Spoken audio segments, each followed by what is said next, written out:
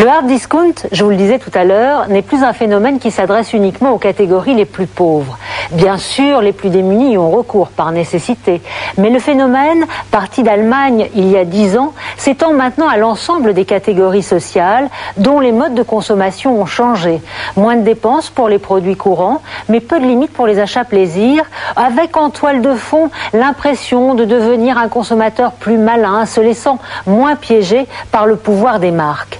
Mais là encore, les choses sont plus compliquées et plus paradoxales. Et la logique du consommateur citoyen s'oppose à celle de celui qui travaille, les deux étant souvent bien sûr la même personne. Car s'il est un point sur lequel ces enseignes la rognent, c'est bien celui des droits sociaux. On regarde ensemble le film de Mirko Tomic. Il nous emmène dans les coulisses du hard discount. On se retrouve après. Ils sont déjà partout et ne comptent pas s'arrêter là. Les magasins hard discount, les nouveaux rois de la grande distribution. De gros volumes d'achat, une logistique bien rodée, une large gamme de produits et peu de personnel pour limiter les coûts. Ces dernières années, des milliers de succursales ont ouvert leurs portes. Les petits prix attirent irrésistiblement le consommateur. Mais est-ce la seule raison de leur succès phénoménal? Petite visite dans les coulisses d'Aldi, Lidl, Schlecker et compagnie.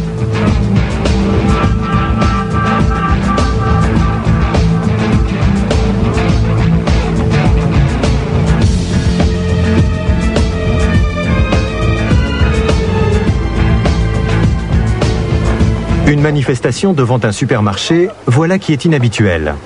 Des activistes grimpent sur le toit d'un hard discount. Ils sont membres d'Attac, une organisation qui se bat contre le néolibéralisme de l'économie. Ils militent entre autres pour une répartition démocratique des richesses dans le monde. Et le supermarché Lidl de Göttingen ne doit pas y faire exception. On dit stop au dumping. Vous voyez ces vaches sur la pancarte? C'est pour que les gens prennent conscience que Lidl achète son lait à un prix inférieur au coût de production. On proteste contre cette pratique parce que Lidl méprise tout simplement les droits sociaux. Les producteurs de lait se retrouvent sur la paille à cause d'eux. C'est inacceptable. C'est pour ça que nous disons non à Lidl. Les manifestants protestent en particulier contre les conditions de travail des employés.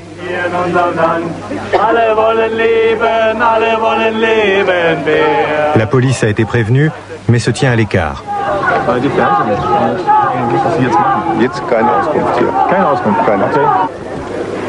Unternehmen Lidl, der Discounter Lidl, setzt ganz und gar auf billig. Billig, das heißt billig auf Kosten der Menschen, die die Waren transportieren und die die Waren produzieren. Billig auf Kosten der Menschen in den Bananenplantagen, auf den Bauernhöfen und so weiter in den Nähereien auf der ganzen Welt. Lidl ist so nicht zu billigen. Et les clients, qu'en pensent-ils? Si j'ai bonne conscience. À vrai dire, je mets ma conscience en sourdine quand il s'agit d'argent. Alertée par le trouble, la responsable de secteur est arrivée rapidement. Pour l'instant, elle reste à proximité des forces de l'ordre et ne souhaite faire aucune déclaration.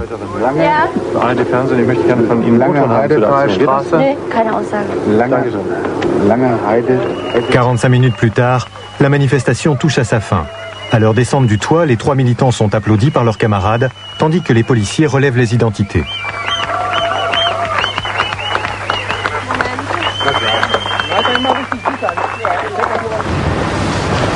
Nous partons pour Osnabrück. Quel est le rôle des syndicats dans le secteur du hard discount? Sur les 2600 supermarchés Lidl en Allemagne, seuls 4 ont un comité d'entreprise pour exiger de la direction de meilleures conditions de travail.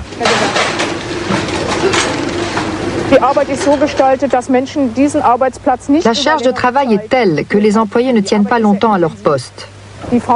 Les cadences sont infernales, ils n'ont même pas le temps de souffler. Lidl fait en sorte de respecter les termes de la convention collective, mais à la moindre erreur, à la moindre incartade, ils font pression sur les employés en contournant la législation existante.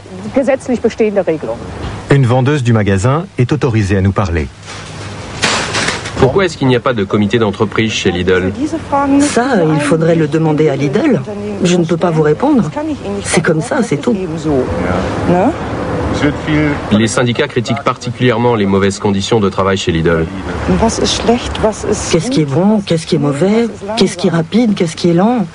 Je pense que ma collègue ne pourra rien vous dire de plus à ce sujet. On est de simples employés, on fait notre travail. Tout le système repose sur ce principe, faire son travail et se taire. Nous partons pour la ville de Calve, dans le Bade-Wurtemberg, où 12 caissières de Lidl se battent pour garder leur emploi. Ce dimanche, elles ont organisé une fête de solidarité devant l'ancienne gare reconvertie en supermarché Lidl depuis quelques années. Celui-ci va fermer ses portes sans préavis, malgré un chiffre d'affaires en hausse et un bail qui court encore sur 3 ans.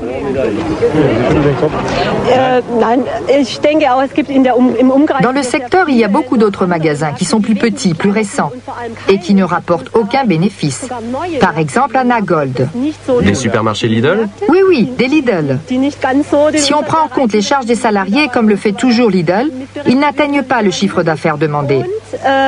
Je ne comprends pas pourquoi ils sont aussi pressés de fermer notre supermarché, si peu de temps après notre grève. Ils précipitent les choses pour nous, alors que les autres supermarchés bénéficient d'un préavis plus long avant leur fermeture. Je voudrais seulement préciser que si nous fermons ce magasin, c'est uniquement à cause de la surface de vente. Les indices économiques ou la hausse du chiffre d'affaires n'entrent pas en ligne de compte. Les employés se sentent trahis. Ça fait presque 14 ans que je travaille à temps complet pour Lidl. J'ai tout donné pour cette entreprise. Parfois, je travaillais de 6h du matin à 11h du soir. Et voilà comment ils me remercient. La direction, elle, a l'air de s'en laver les mains.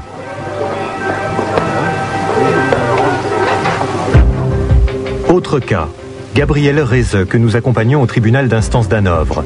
Elle a porté plainte contre 2 responsables de Lidl pour pression abusive. Le procureur a décidé d'engager des poursuites. Après avoir travaillé pendant 5 ans dans cette succursale de Hanovre, elle a été mise à la porte. Avec le recul, elle comprend pourquoi. Je faisais en sorte que les employés puissent faire des pauses, qu'ils ne travaillent pas de 7h à 21h d'affilée. On ne travaille pas dans ces conditions. J'ai fait savoir au gérant du magasin et au responsable de secteur de l'époque que ce n'était pas possible. Je me suis opposée à eux et je pense que j'étais devenue un peu encombrante. Un jour, 2 de ses supérieurs la conduisent dans le foyer et lui font passer un véritable interrogatoire. L'un des responsables de secteur était très énervé et déterminé. Il soutenait que j'avais volé une bouteille de limonade. Je leur ai dit et répété que c'était faux. Mais au bout d'un moment, j'ai craqué parce qu'ils n'arrêtaient pas de m'accuser. Ils l'ont empêché d'appeler quelqu'un à son aide. Ils ont menacé de me licencier sans préavis si je ne signais pas un papier. Et au bout du compte, j'ai fini par signer ce papier. Elle venait de signer une résiliation à l'amiable de son contrat de travail. Qui se fait remarquer, n'a pas d'avenir chez Lidl. Je vois ce genre de cas tous les jours, en particulier chez les enseignes de hard discount. C'est un moyen de diminuer le nombre de salariés. Pour un employeur, c'est toujours compliqué de licencier des personnes plus âgées parce qu'il doit respecter certains critères sociaux. Concrètement, ils vont donc accuser la personne de vol, de détournement d'argent. C'est comme ça qu'ils s'arrangent pour se débarrasser des employés âgés qui leur reviennent trop cher. C'est exactement ce que les 2 responsables ont fait subir à la vendeuse.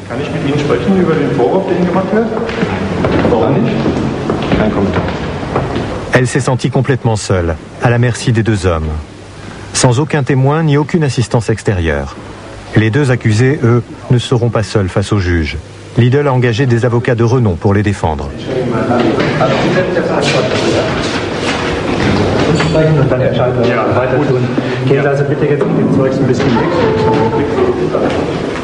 Les anciennes collègues de la plaignante sont citées à comparaître en tant que témoins. Gabrielle Reze commence enfin à se détendre un peu. La solidarité met du baume au cœur. Ses collègues n'ont aucun doute sur le déroulement des choses. Avant ça, il s'était déjà passé des choses qui montraient clairement qu'ils en avaient après elle. Je l'avais d'ailleurs signalé à la police à l'époque. Le jour où ils l'ont renvoyée, ils s'y sont mis à 2 pour la cuisiner. Je ne sais pas exactement comment ça s'est passé parce qu'il n'y avait personne dans la pièce. Mais à mon avis, leur décision était prise depuis longtemps. L'audience va durer 3h30, pendant lesquelles les avocats de Lidl vont démolir le dossier du procureur.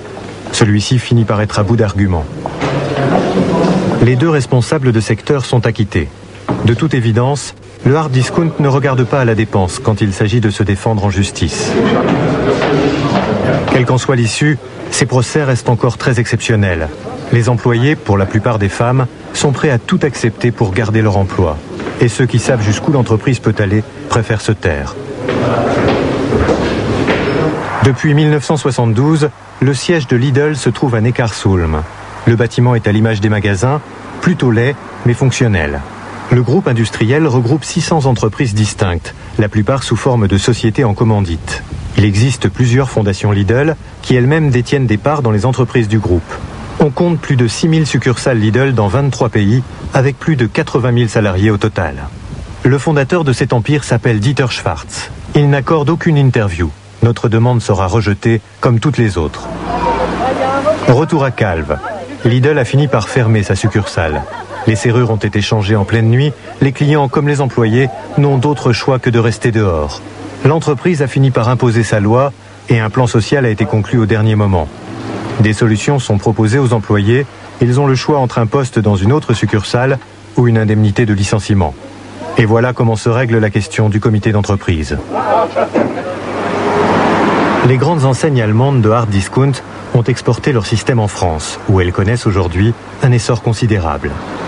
Fondée en 1988, Lidl France est, avec ses 14 000 employés et ses 1200 magasins, le leader incontesté du hard discount. Nous avons rendez-vous avec Silver Gning, employé chez Lidl depuis 10 ans. Il est gérant d'une succursale en Seine-Saint-Denis. Son responsable de secteur lui a interdit tout contact avec les médias, mais le directeur sénégalais n'en a que faire. Il est délégué syndical et se sent donc à l'abri d'un licenciement. Ici, c'est lui le chef, peu importe qu'il y ait une équipe de télévision ou que des clients se plaignent du manque de caddie ou des longues files d'attente à la caisse. Ça, elle défend les... Ah, moi oui, je défends aussi bien les clients que les caissières. Les supermarchés, y compris le sien, sont souvent en sous-effectif et les caissières soumises à un stress continu. Mais il y a peu d'autres emplois disponibles pour elles. Une situation exploitée par Lidl, comme nous l'explique le gérant du magasin. C'est pas machiste ce que je vais dire, mais aussi, c'est plus facile encore de donner des ordres à des femmes, surtout quand c'est des jeunes filles, de leur donner des ordres qu'à des hommes. Et chez nous, en tout cas, il y a 80%, plus de 80% d'employés femmes. Les victimes des rois du hard discount viennent chercher de l'aide à l'union locale de la CGT. Dans ces supermarchés, la rotation du personnel est très élevée. De nombreux contrats de travail ne durent même pas 1 an. Denise Scholl s'occupe d'employés de Lidl depuis longtemps. Elle connaît parfaitement l'intransigeance de l'entreprise. Absolument, absolument. Je trouve qu'il y a un abus parce que en fait, il y a la personne qui subit le préjudice et puis en plus tout un état d'esprit autour de cela qui est dans le on-dit qui fait que les autres personnes ont peur et se taisent et acceptent des contraintes, par exemple celle énorme de ne pas être payé pour les heures supplémentaires. Nous partons pour Douai, dans l'ancien bassin minier du nord de la France. C'est une ville de 42 000 habitants dont le charmant centre-ville rappelle des temps meilleurs. Au début du XVIIIe siècle, de riches négociants ont construit la plupart de ces belles maisons et églises. Aujourd'hui, le taux de chômage est de 14%. Ici, quand on trouve un travail, on fait tout pour le garder.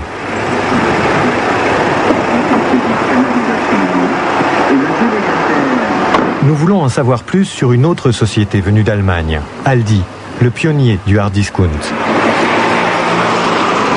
Nous avons rendez-vous avec un jeune homme qui travaillait encore récemment comme responsable de magasin.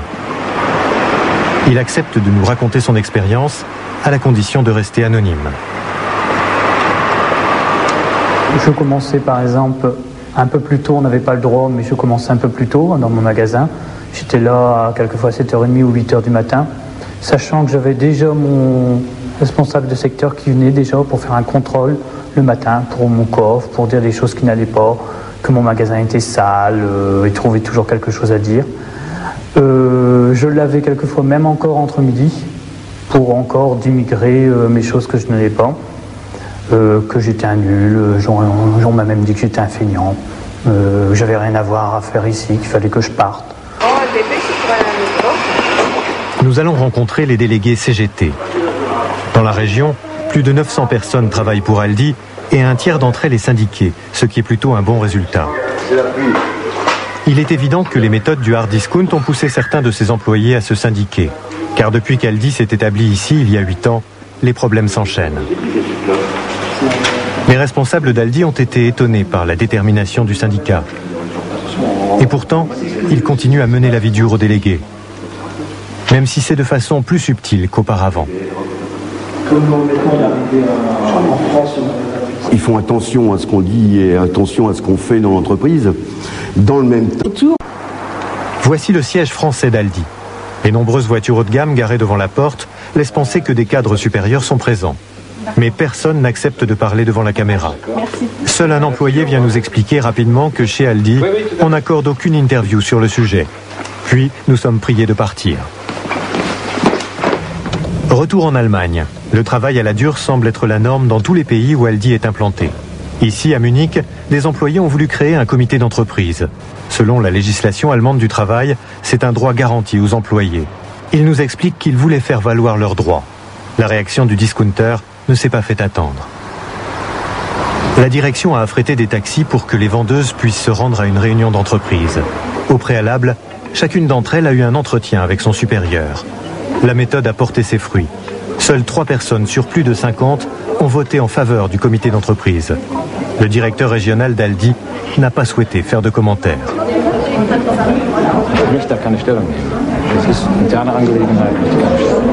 Après leur déconvenue, les 3 femmes ont quitté l'entreprise. Mais apparemment, ça ne suffisait pas à Aldi.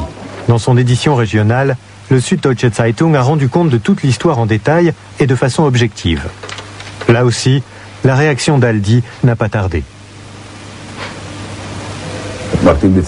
Après la parution du journal, notre direction générale nous a appris qu'Aldi annulait toutes ses annonces publicitaires jusqu'à nouvel ordre.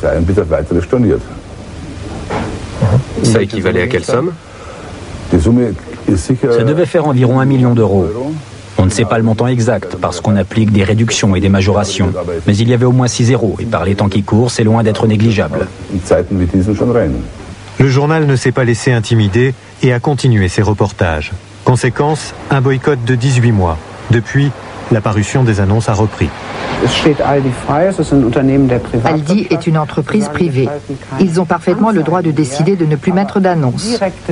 Mais le fait qu'ils aient réagi aussi rapidement montre bien que ce n'était qu'une démonstration de force économique. Ils n'ont pas fait ça parce qu'ils n'avaient plus besoin de passer des annonces chez nous.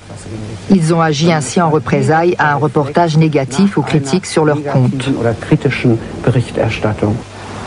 Nous retournons au supermarché de Munich, mais nous y sommes désormais persona non grata. Ich würde Sie bitten, das Gelände zu verlassen. Ja, gut. Machen wir. Und zwar ganz schnell, bitte. Ja, machen wir. Ja, ganz schnell. Nous partons pour la ville de Gotha, où des employés de Schlecker fêtent un anniversaire. On croirait que la fête a été organisée par la direction, mais les apparences sont trompeuses. Ils célèbrent en fait la création des premiers comités d'entreprise au sein de la chaîne de droguerie il y a 12 ans. Aujourd'hui, seul un tiers des succursales en possède un, ce qui est tout de même un succès. Il ne faut pas se fier à l'ambiance festive de la soirée. Le quotidien des employés de Schlecker est particulièrement difficile.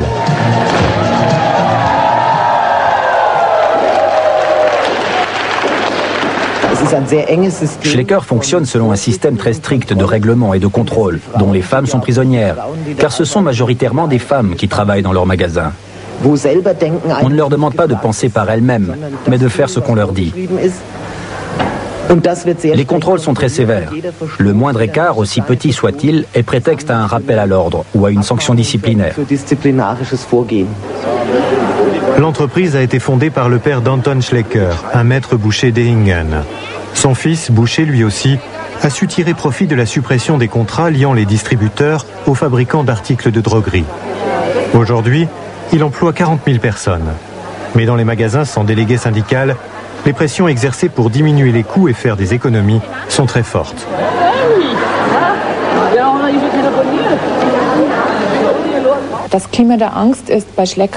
Schlecker a instauré un vrai climat de peur dans ses magasins, par des contrôles incessants, des intimidations, par les discours que tiennent les responsables à leurs employés. Ils leur disent qu'elles doivent tout donner pour la société, être toujours disponibles et flexibles, et que si elles n'obéissent pas, elles subiront le même sort que les autres en se faisant licencier. Après tout, il y a beaucoup d'autres personnes prêtes à prendre leur place. En 1998, les pratiques salariales modernes d'Anton et Christia Schlecker les ont conduits devant les tribunaux pour escroquerie d'employés. Ils ont été condamnés à 10 mois de prison avec sursis et à une amende d'1 million d'euros. Ils rémunéraient leurs employés à un salaire inférieur au salaire minimum légal de la branche. Les Schlecker n'ont pas souhaité se justifier devant la caméra. En 1997, nous avions déjà demandé une interview à Christia Schlecker ou à son époux, sans résultat. Wir würden gerne mit Ihnen und Ihrem Mann ein Interview machen. Können Sie uns das denn geben, das Interview? Ja, das sage ich Ihnen. Wollen Sie uns ein Interview geben zu den Methoden von Schlecker gegen... Nein, eigentlich nicht. Sie wissen doch alles besser. Nein, wir würden ja gerne mit Ihnen ein Interview machen.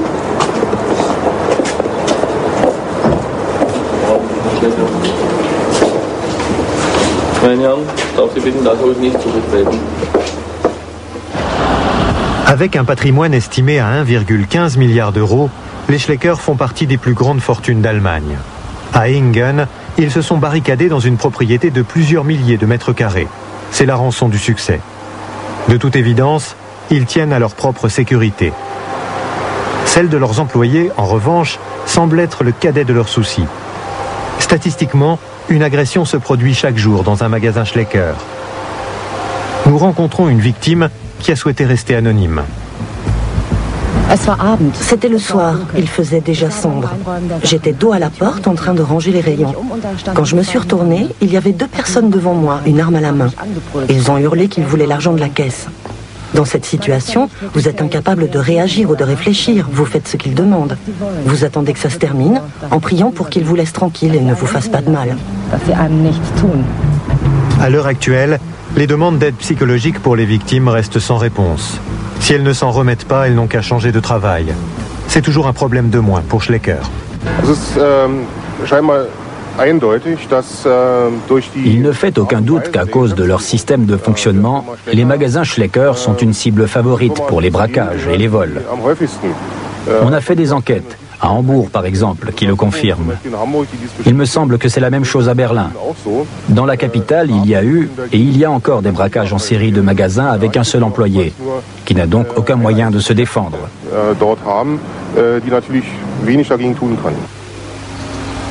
Direction la Bavière, chez Netto, une enseigne de hard discount qui possède 1000 magasins dans tout le pays.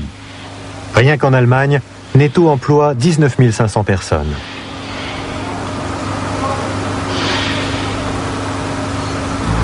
Ici, une caissière aurait couvert le vol d'une de ses collègues. N'en ayant même pas parlé à son mari, elle souhaite rester anonyme pour nous raconter les pressions qu'elle a subies.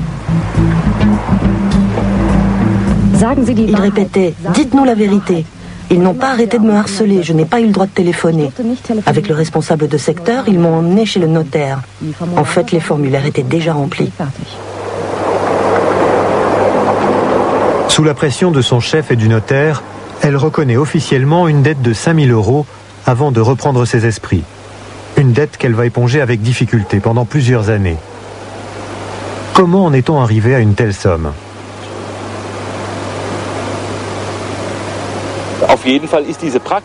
C'est une pratique courante.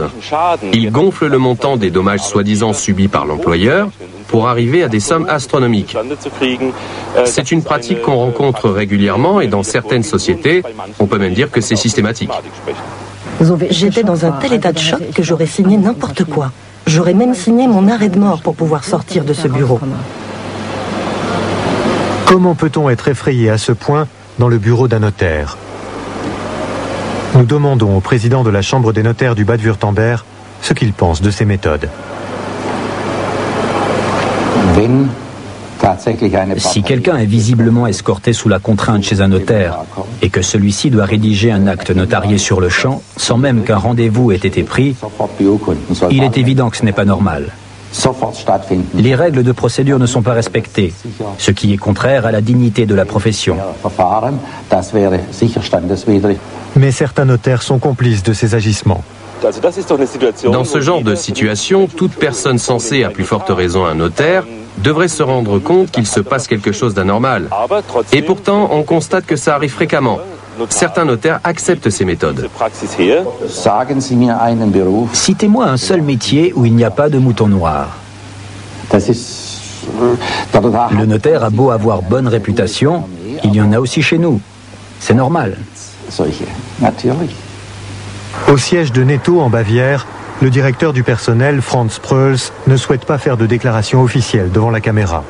Un jour où nous le rencontrons par hasard près du siège de sa société, il nous explique en privé que dans certains cas, des erreurs sont possibles. Mais d'une manière générale, lui et ses employés n'ont rien à se reprocher. Voilà comment il justifie toutes les pratiques douteuses qui relèvent de sa responsabilité. Pour beaucoup de familles avec un faible revenu, l'existence des magasins hard discount est certainement une chance. Quand les fins de mois sont dures, la solidarité sociale passe au second plan. Mais si on s'intéressait un peu plus à la situation des caissières, au lieu de faire la chasse aux bonnes affaires, ce serait déjà un premier pas vers une amélioration de leurs conditions de travail.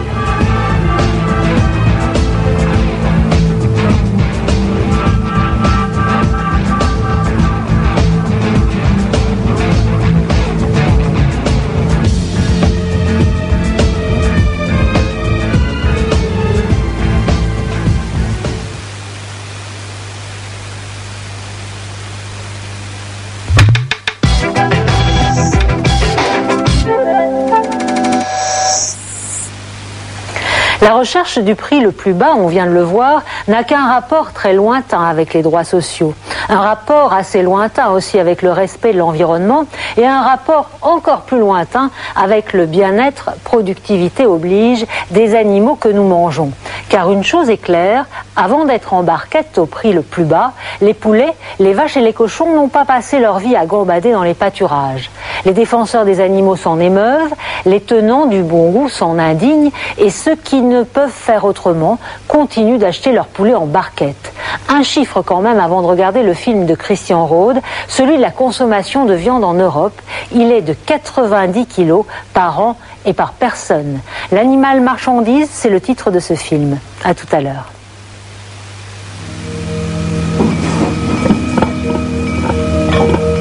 Pour commencer, 2 chiffres.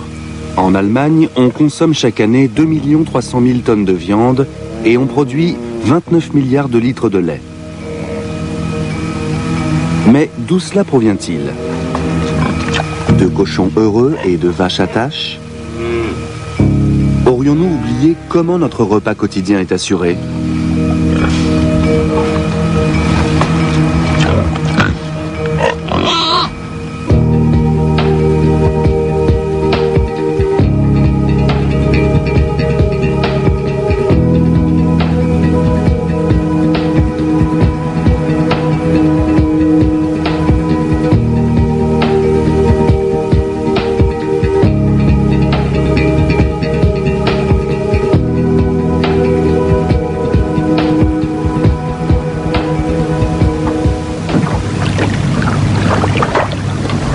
Commençons notre voyage par un petit retour en arrière.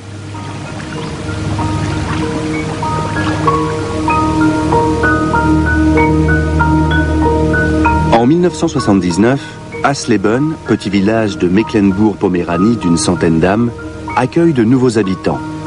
Des cochons, 160 000 au total. Et comme il faut les protéger des épizooties et de la peste porcine, on les enferme derrière des barbelés. Sur cette surface de 22 hectares située en RDA, pendant 20 ans, on engraissera des porcs. Dans le plus grand parc d'engraissement d'Europe, les ouvriers dits spécialistes de la production animale veillent à atteindre les objectifs de production fixés par le parti. Les hommes qui ont travaillé ici à l'époque savent ce que veut dire garder 160 000 porcs sous un même toit. C'est de la production industrielle. Il y en a qui fabriquent des vis, des boulons et des écrous à partir de l'acier. C'est une chaîne de fabrication. Eh bien, nous, ici, on produisait du cochon de lait. On faisait du cochon de lait. On fabriquait un produit destiné à la consommation et on le livrait aux boucheries. Au printemps 1991, le dernier porc quitte l'élevage, lequel ferme ensuite définitivement ses portes. Karl-Heinz Dirks travaille toujours sur son ancien lieu de travail, mais comme gardien. Depuis peu, il espère un nouveau départ. Un agriculteur néerlandais veut en effet investir 25 millions d'euros pour relancer l'exploitation. Ce qui était autrefois le plus grand parc d'engraissement porcin d'Europe devrait bientôt rouvrir ses portes.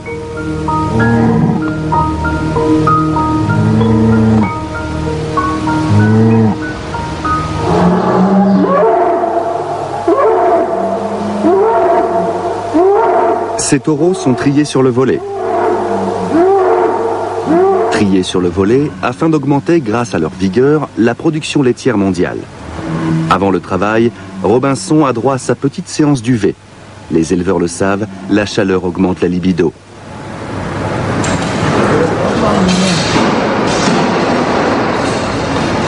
Afin de l'inciter à éjaculer, on leurre le taureau reproducteur 2 à 3 fois par semaine, selon les besoins du syndicat d'élevage bovin de Mecklembourg-Poméranie. Sa semence n'est toutefois pas destinée à cette vache, mais à un congélateur.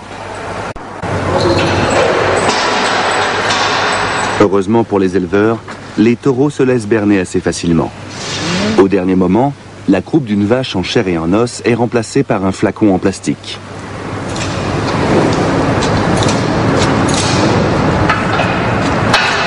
Il suffit donc d'attendre le bon moment.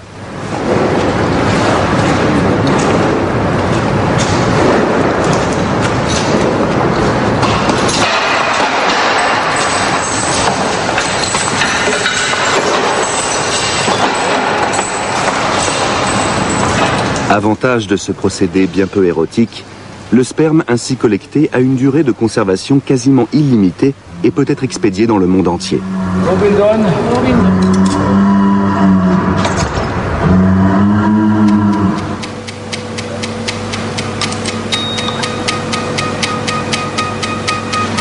Le patrimoine génétique du taureau est gage de rendement record. Les vaches laitières conçues avec le sperme de Robinson donnent en moyenne 8211 litres de lait par an. Répartir la précieuse semence dans des pipettes permet de ne pas en perdre une seule goutte. Ainsi, ce n'est pas une, mais jusqu'à 500 vaches laitières qui pourront être fécondées. Plongé dans de l'azote liquide à moins 196 degrés, le sperme attend d'être utilisé.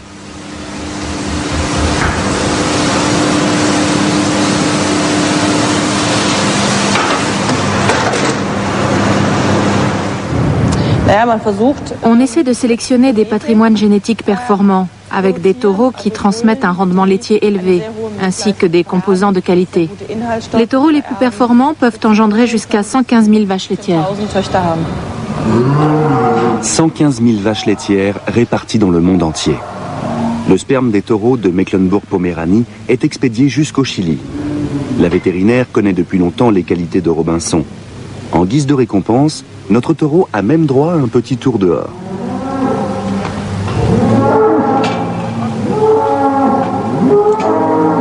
Mais que la commission d'élevage constate une diminution des performances ou une baisse de qualité du sperme, et c'en est fini du bonheur. L'animal est alors expédié à l'abattoir. Nous poursuivons notre enquête.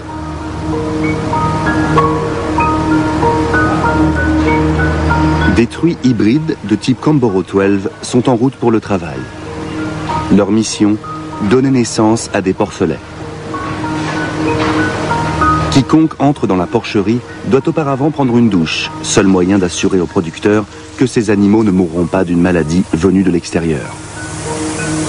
Pour les truies aussi, la douche est obligatoire. Dans la salle d'accouchement, comme les éleveurs l'appellent, les petits doivent venir au monde avec le moins de microbes possible. Les grilles bleues s'appellent des rampes de protection pour porcelets.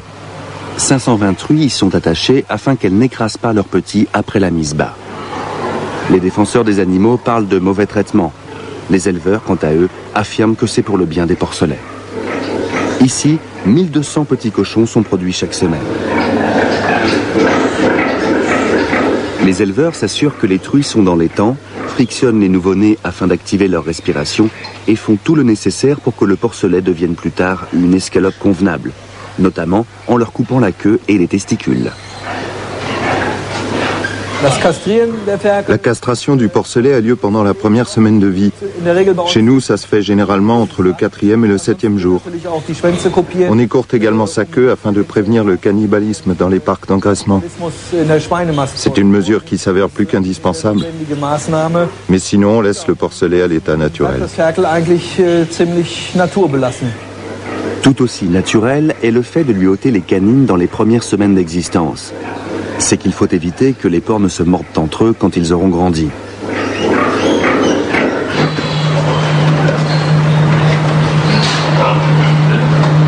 Après 21 jours, les porcelets sont séparés de leur mère et transférés dans une autre porcherie. La truie pourrait transmettre à sa progéniture une maladie contagieuse, une catastrophe qu'il faut éviter à tout prix. En effet, certaines semaines, un porcelet se vend à moins d'1,43 €. Les éleveurs trouvent que c'est bien peu cher payé, même pour la vie d'un cochon. Ça ne pourra pas continuer longtemps comme ça. On ne peut pas vendre un produit de qualité, difficile à produire, au même prix que de l'eau minérale ou des barres chocolatées. Il y a quelque chose dans notre système de production qui ne va pas. «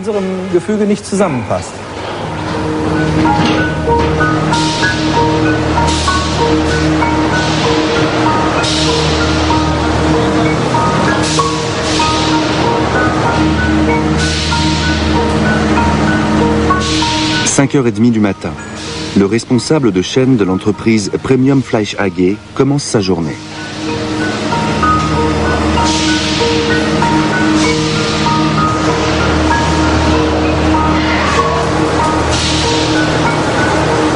Avant toute chose, Uwe Hoyer doit s'assurer que toutes les machines sont prêtes à faire ce pourquoi on les a conçues, tuer des porcs. Une chose saute aux yeux. Le chemin vers la mort est jonché de machines métalliques et est programmé avec une rigueur méthodique.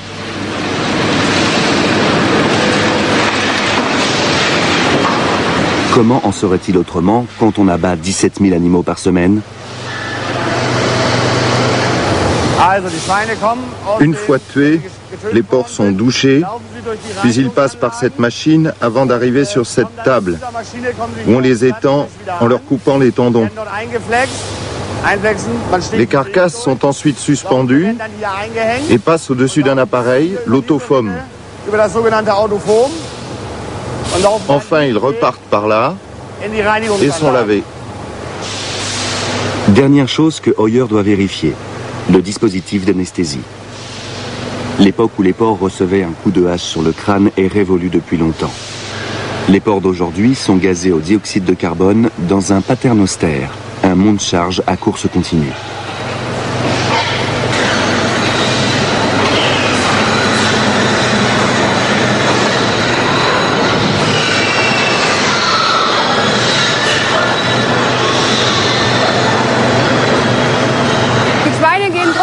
Les porcs rentrent par petits groupes dans des cabines. Nous en avons 5 au total, qui peuvent chacune contenir 3 à 4 bêtes. Ces cabines sont équipées d'un paternostère. Elles contiennent au minimum 90% de dioxyde de carbone et le processus dure 150 secondes.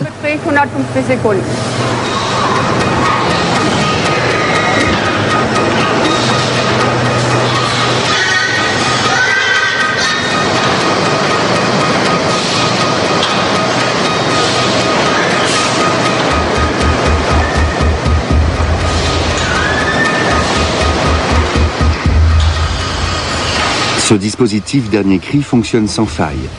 Ici, personne n'a encore vu un porc se réveiller après avoir inhalé le gaz. Conformément à la loi en vigueur, l'animal est saigné dans les 60 secondes qui ont suivi sa mort.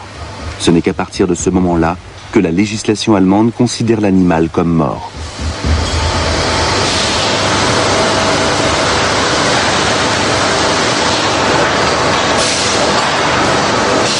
« 340 porcs par heure, soit 3400 par jour, passent par le four. Dernière étape avant d'être fendus en deux.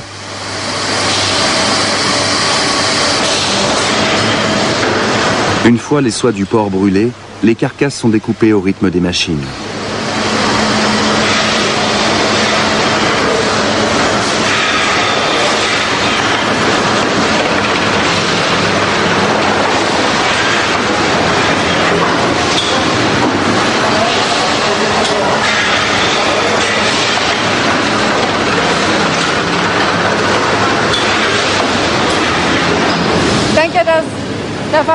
Je pense que le consommateur se soucie assez peu de savoir ce qui se passe entre l'élevage et le produit fini.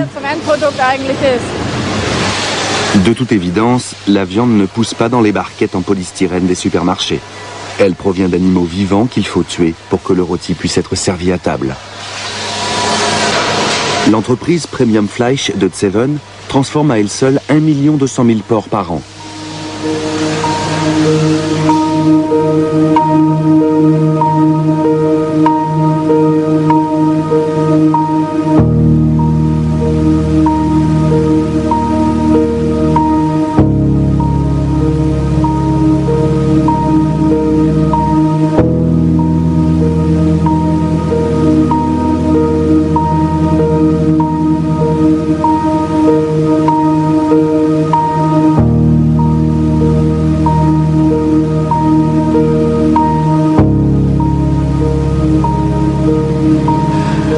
Les cochons heureux existent pourtant bel et bien. La preuve. Ce petit paradis appartient à un converti au bio. Un homme qui a appris l'abattage industriel dans les grands abattoirs de Chicago avant de fonder l'entreprise Herta et de faire fortune. Sur les murs, l'ancien géant de la charcuterie a accroché côte à côte des visages d'hommes et des visages d'animaux. Après avoir vendu son entreprise, Karl Ludwig Schweissfurt a ouvert cette ferme bio, véritable modèle du genre. Il ne pouvait plus supporter l'abattage à la chaîne, dit-il. Aujourd'hui, Schweissfurt se fait volontiers philosophe quand il évoque l'abattage des animaux dans sa petite boucherie maison. Ce sont des reproductions en fer forgé de dessins d'animaux découverts dans les grottes d'Altamira. Ces dessins sont vieux de 40 000 ans. Je pense qu'à l'époque, les hommes qui étaient beaucoup plus proches de la nature se posaient beaucoup plus de questions sur ce que veut dire tuer un animal.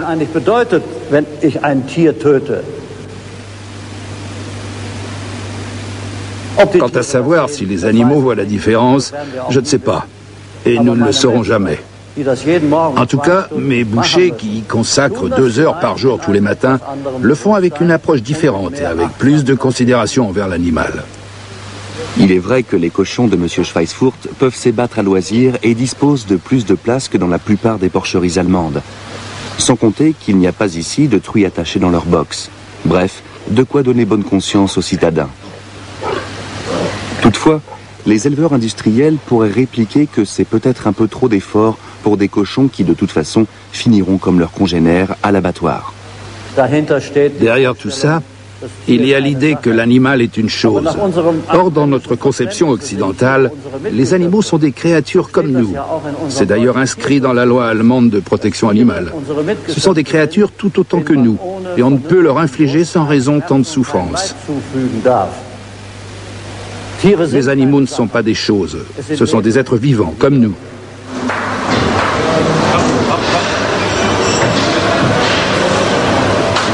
Retour à la production industrielle. Attirer les bovins dans un couloir pour les tuer en leur faisant croire qu'il y a quelque chose à manger au bout peut sembler cruel.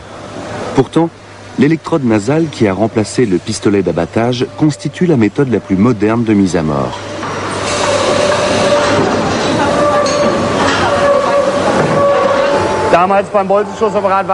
Autrefois, avec le pistolet d'abattage, on frappait les animaux. Avec cette méthode, ça n'arrive plus. Aussitôt après l'étourdissement, nous saignons l'animal, ce qui entraîne sa mort. Quand l'animal sort de là, il est sans vie.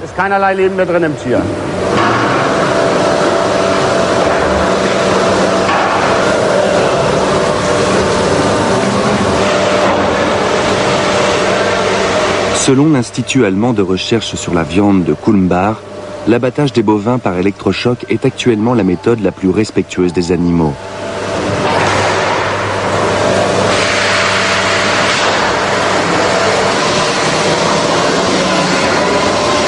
L'animal ne ressent aucune douleur quand on l'écorche.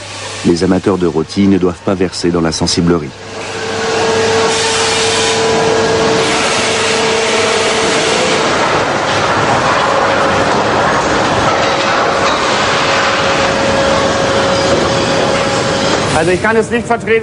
Je trouve inadmissible de faire souffrir un animal, que ce soit dans la sphère privée ou ici. Afin d'éviter ça, nous veillons à abattre les bêtes en respectant la loi de protection animale. Le consommateur doit accepter le fait qu'il faut des gens pour fabriquer ce produit. Mais ce n'est pas parce qu'on travaille dans un abattoir qu'on est mauvais ou qu'on aime maltraiter les bêtes.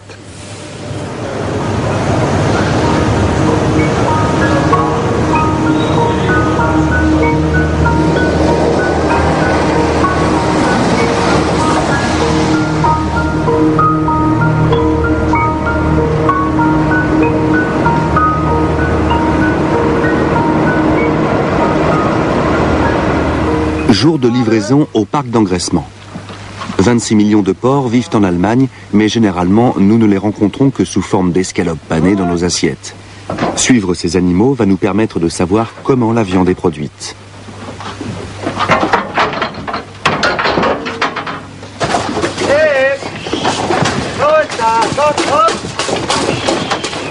Les porcs ont beau être des animaux curieux de nature, ils ne sont manifestement guère enthousiasmés par leur nouvelle demeure.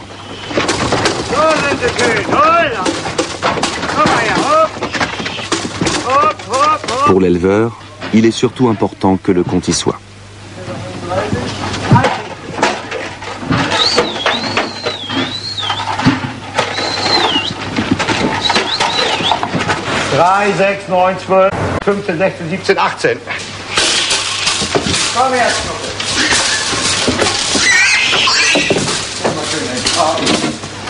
Dans la porcherie, la température au sol est mesurée par infrarouge.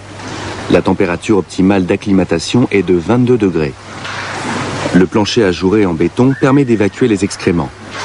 Conformément à la réglementation en vigueur, chaque animal dispose d'un espace de 0,75 mètres carrés.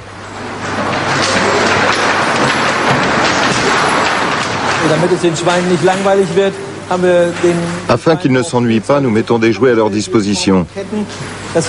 Ici, ce sont des chaînes. Comme ça, ils peuvent s'occuper. Le cochon est très curieux de nature. Il aime bien fouiner partout. Les cochons domestiques tiennent ça du sanglier. On voit tout de suite qu'ils s'amusent comme des fous avec ces chaînes. Et même les porcs en fin d'engraissement ont besoin d'exercice. Ce genre d'objet leur permet donc de se défouler. Au lieu de se vautrer dans la boue, ces cochons-là mastiquent des chaînes en fer. Mis à part ça, leur vie n'est guère variée. Au programme, manger et s'abreuver. L'animal grossit ainsi d'1 kilo par jour. Pour l'éleveur, c'est le critère décisif. Plus la prise de poids journalière est importante, plus le cochon sortira vite de la porcherie. L'éleveur moderne calcule combien de kilos de viande de porc il peut produire par mètre carré. C'est ainsi qu'il chiffre sa rentabilité. La paille et l'espace qui contribueraient au bien-être des animaux ne sont pas pris en compte dans le calcul. L'éleveur doit avant tout gagner sa vie. En principe, la pression sur les coûts se répercute sur l'animal. Les gens doivent en être bien conscients. Dans 120 jours, cette porte s'ouvrira de nouveau. Les porcs seront alors prêts pour la bataille.